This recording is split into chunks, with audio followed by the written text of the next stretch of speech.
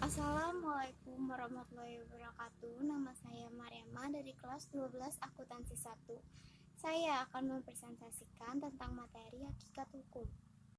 Hukum pidana adalah rangkaian peraturan-peraturan hukum yang mengatur hubungan hukum antara orang satu dengan orang yang lain dan menitik beratkan pada kepentingan perseorangan.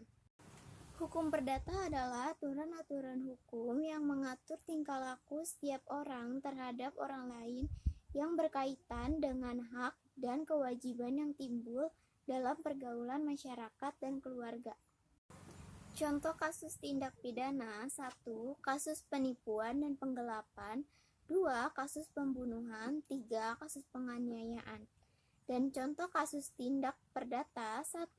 Utang piutang. 2. Sengketa lahan tanah. 3. Sengketa kepemilikan barang. Perlindungan hukum merupakan daya upaya yang dilakukan secara sadar oleh setiap orang maupun lembaga pemerintah dan swasta. Penegakan hukum merupakan syarat terwujudnya perlindungan hukum. Apabila perlindungan hukum tidak diberikan, maka penegakan hukum tidak akan berjalan. Tujuan utama penegakan hukum adalah untuk mewujudkan adanya rasa keadilan, kepastian hukum, dan kemanfaatan dalam masyarakat.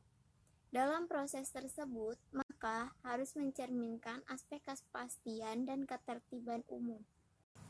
Mengapa perlindungan dan penegakan hukum sangat dibutuhkan oleh warga negara?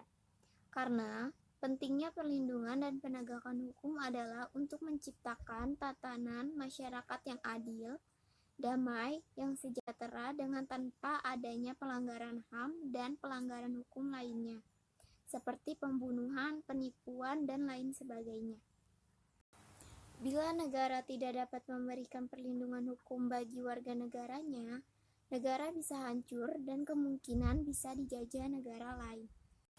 Bentuk perlindungan hukum dari negara terhadap petani kedelai dalam mengatasi gempuran impor luar negeri adalah melakukan tindakan yang penting kepada anggota DPR untuk mengkoordinasi hak impor.